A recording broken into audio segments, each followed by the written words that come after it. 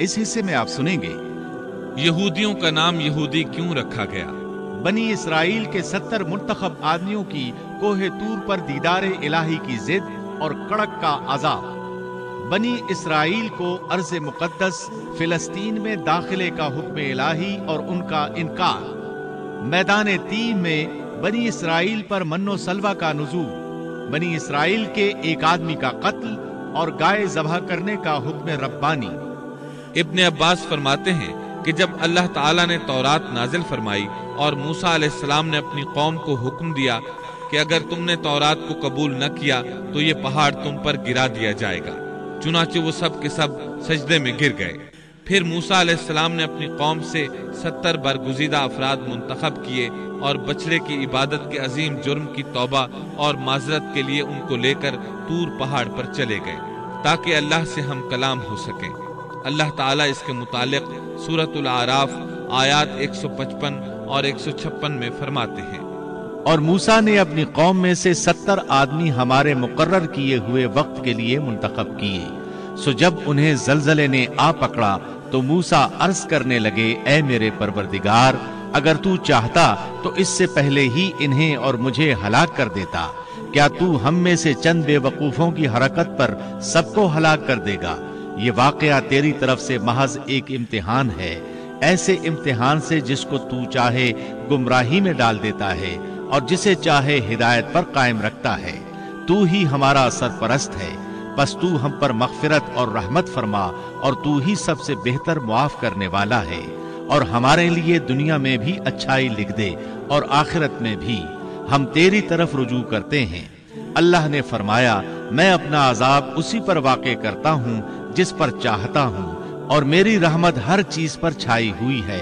तो मैं वो रहमत उन लोगों के नाम जरूर लिखूंगा जो अल्लाह से डरते हैं और ज़कात अदा करते हैं और जो हमारी आयात पर ईमान रखते हैं। यहूदियों का नाम यहूदी क्यों रखा गया? कहा जाता है कि मूसा अलैहिस्सलाम ने जो अपनी दुआ में कहा था, हमने तेरी तरफ रुजू कर लिया है, इसी हुदना की वजह से उनका नाम यहूदी रखा गया। हुदना का माना है राह पाना और रुजू करना।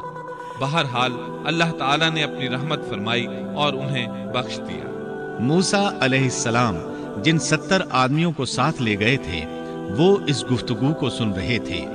गुफ्तगू के बाद जब मूसा अलैहिस्सलाम लौटने लगे तो वो तमाम बोल उठे, ऐ मूसा, तूने तो हमसे वादा किया था कि अल्लाह से मुलाकात करेंगे, लिहाजा हम भी अल्लाह को आमने सामने देखकर ही तुझ पर ईमान लाएंगे।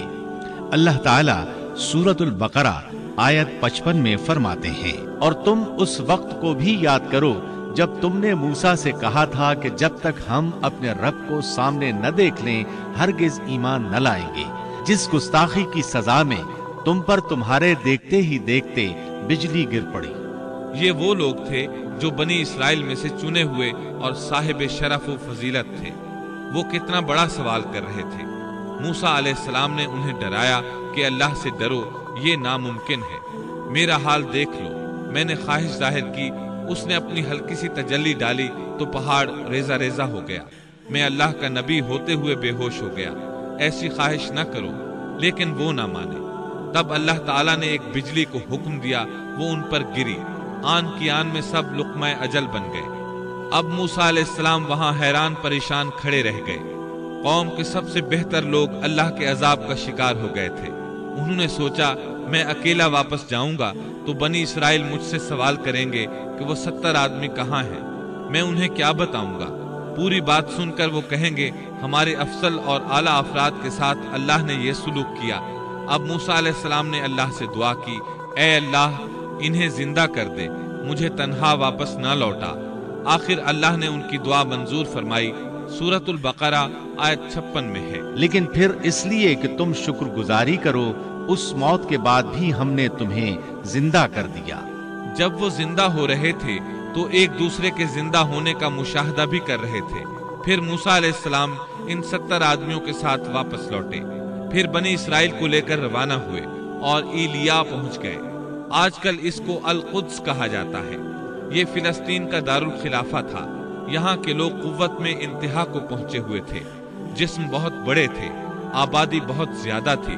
تمام علاقوں کی سرداری ان کے پاس تھی۔ آپ نے اس شہر کے باہر پڑاؤ ڈالا اور بنی اسرائیل کو حکم دیا کہ ان لوگوں سے جہاد کے لیے تیار ہو جائیں تاکہ اس شہر کو فتح کیا جائے۔ اس کی فتح سے تمام علاقے قبضے میں آ جائیں گے۔ جب آپ بنی اسرائیل کے ساتھ ایلیا کے نزدیک پہنچے تو وہ لوگ جنگ کے لیے تیار ہو گئے۔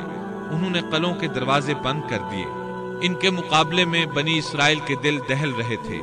موسیٰ علیہ السلام نے انہیں حکم دیا کہ یکجا ہو کر ان پر ایک ہی بار حلہ بول دو اور انہیں تہ تیغ کر دو۔ بنی اسرائیل بہت بزدل تھے، بہانے بنانے لگے، کہنے لگے ہماری تیاری مکمل نہیں، ہمارے پیچھے ہماری بکریاں کون چرائے گا؟ کوئی کہتا 400 سال سے زائد مدت غلامی میں گزری، فرعونی ہم پر غالب رہے، اتنا عرصہ ہم لڑائی کے قریب تک نہیں گئے، اب ہم کس طرح لڑ سکتے ہیں؟ اس پر موسیٰ علیہ السلام نے فرمایا اگر تم نے میری اطاعت کی، میری تصدیق کی تو بہت جلد فتح پالو گے۔ اس ساری مقدس زمین پر تمہارا قبضہ ہوگا، ایلیا تو تمہاری ایڑی کی نوک پر ہوگا۔ اللہ تعالیٰ نے اس جگہ کا قبضہ تمہارے مقدر میں لکھ دیا ہے، تم ہاتھ تو ہلاؤ۔ آپ کی ان باتوں کا ان پر کوئی اثر نہ ہوا۔ سورۃ المائدہ آیت 21 میں ہے، اے میری قوم، اس مقدس زمین میں داخل ہو جاؤ جو اللہ نے تمہارے نام لکھ دی ہے، اور اپنی پشت کے بل روگردانی نہ کرو کہ پھر نقصان میں جا پڑو۔ اس پر انہوں نے جو جواب دیا سورۃ المائدہ آیت 22 میں ہے۔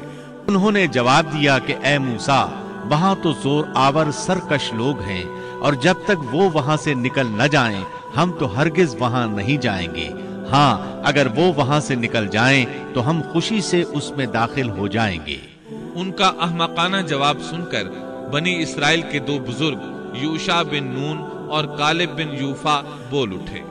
سورۃ المائدہ آیت 23 میں ہے، دو آدمیوں نے جو اللہ سے ڈرنے والے تھے، جن پر اللہ تعالیٰ کا فضل تھا، کہا تم ان کے پاس دروازے میں تو پہنچ جاؤ، دروازے میں قدم رکھتے ہی یقیناً تم غالب آ جاؤ گے، اور اگر تم مومن ہو تو اللہ ہی پر تمہیں بھروسہ رکھنا چاہیے۔ یہ ان کے لیے کس قدر آسان بات تھی، لیکن بنی اسرائیل کی 1 لاکھ تعداد میں سے کسی ایک کو بھی عمل کی توفیق نہ ہوئی، یہاں تک کہ 70 آدمی جو آپ کے ساتھ کوہ طور پر گئے تھے وہ بھی ٹس سے مس نہ ہوئے، حالانکہ اللہ تعالیٰ نے انہیں دوبارہ زندگی عطا فرمائی تھی۔ بڑی ڈھٹائی سے کہنے لگے، قوم نے جواب دیا کہ اے موسیٰ، جب تک وہ وہاں ہیں تب تک ہم ہرگز وہاں نہ جائیں گے، اس لیے کہ تم اور تمہارا پروردگار جا کر دونوں ہی لڑ بھڑ لو، ہم یہیں بیٹھے ہیں۔ یہ زبردست قسم کے گستاخانہ الفاظ تھے۔ ان کے مقابلے میں غزوہ بدر کے موقع پر صحابہ کرام رضی اللہ عنہم نے جو جواب دیا وہ تاریخ کے اوراق میں سنہری حروف میں درج ہے۔ جب نبی کریم صلی اللہ علیہ وسلم نے صحابہ کرام سے مشورہ لیا، انہیں خبر دی کہ قریش کا لشکر آ پہنچا، تو مقداد بن عمرو رضی اللہ عنہ کھڑے ہوئے اور عرض کیا، اے اللہ کے رسول، اللہ کی قسم ہم آپ سے وہ نہیں کہیں گے جو بنی اسرائیل نے موسیٰ علیہ السلام سے کہا تھا کہ تو اور تیرا رب دونوں چلے جاؤ اور لڑو، ہم یہیں بیٹھے ہیں، بلکہ ہم کہتے ہیں آپ اور آپ کا پروردگار دونوں لڑیں، ہم بھی آپ کے ساتھ لڑیں گے۔ اس ذات کی قسم جس نے آپ کو حق کے ساتھ مبعوث فرمایا ہے، اگر آپ ہم کو برق غیمات تک لے چلیں تو ہم راستے والوں سے لڑتے بھیڑتے آپ کے ساتھ وہاں تک بھی چلیں گے۔ کتنا عظیم فرق ہے موسیٰ علیہ السلام کے صحابہ میں اور نبی کریم صلی اللہ علیہ وسلم کے صحابہ کرام میں۔ یہ صورتحال دیکھ کر موسیٰ علیہ السلام نے دعا کی۔ موسیٰ کہنے لگے، الہی مجھے تو سوائے اپنے اور اپنے بھائی کے کسی اور پر کوئی اختیار نہیں، تو ہم میں اور ان نافرمانوں میں جدائی ڈال دے۔ چنانچہ اللہ تعالیٰ نے فوراً ہی بنی اسرائیل کے لیے ایک اور آزمائش اور سزا کا فیصلہ فرمایا۔ ارشاد ہوا کہ اب زمین ان پر 40 سال تک حرام کر دی گئی ہے، یہ خانہ بدوش لوگوں کی طرح ادھر ادھر سرگرداں پھرتے رہیں گے، اس لیے تم ان فاسقوں کے بارے میں غمگین نہ ہونا۔ پھر اللہ تعالیٰ نے موسیٰ علیہ السلام کو حکم دیا کہ انہیں یہاں سے واپس لے چلیں اور قریب والی بستی میں داخل کر دیں۔ چنانچہ وہ چل پڑے، لیکن وہ بستی نہ آئی۔ سفر کرتے رہے لیکن پھر بھی خود کو وہیں کے وہیں پاتے۔ 40 साल इसी तरह गुजर गए और वो उस मैदान से न निकल सके। इस मैदान को मैदान तीह कहा जाता है। इस दौरान अलबत्ता उन्हें खाने पीने का सामान मुहैया होता रहा। मूसा अलैहिस्सलाम के पत्थर पर लाठी मारने से 12 कबीलों के लिए 12 चश्मे जारी हुए। सूरतुल आराफ आयत 160 में है।